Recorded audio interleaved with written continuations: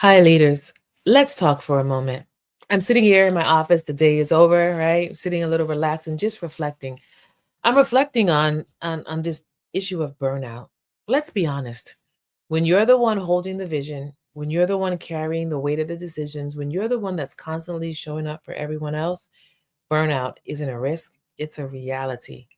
If you, like myself at times, have found yourself running on empty, questioning your purpose, or wondering how much longer you can keep up this pace, you're not alone. You are not alone, and you don't have to lead from a place of depletion. I know this because I've been there. I know how lonely leadership can feel when the pressure is building and you don't feel as though you can step back even for a moment. If you resonate with this, I want to invite you, instead of waiting for the weekends or waiting for vacations to recover, I want to invite you to integrate small, intentional recovery moments throughout your workday. Think of it kinds of like micro restoration. When we push through long stretches without pausing, recovery, it has to be big.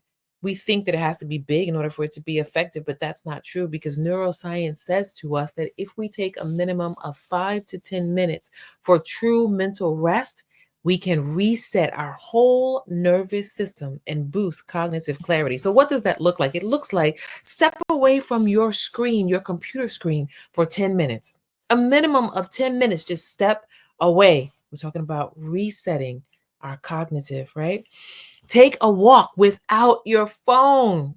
That's a hard one for me. But man, there's power in that. Powerful restoration that happens. Practice deep breathing. That's right. Even right now, go ahead. Inhale with me. Exhale. There's a powerful transmission that happens when we do intentional focused breathing. Or maybe sit by a window and just let your mind wander. Not wander on how to fix what's happening, but wander on the sun is shining. You hear the birds singing. It's a wonderful day to just be alive. This counts as being able to help reset. It's these small pauses that you and I have to treat like they're non-negotiable leadership strategies. And I promise you, when you do, you'll find that you'll become more sharper, more present, and more resilient over time.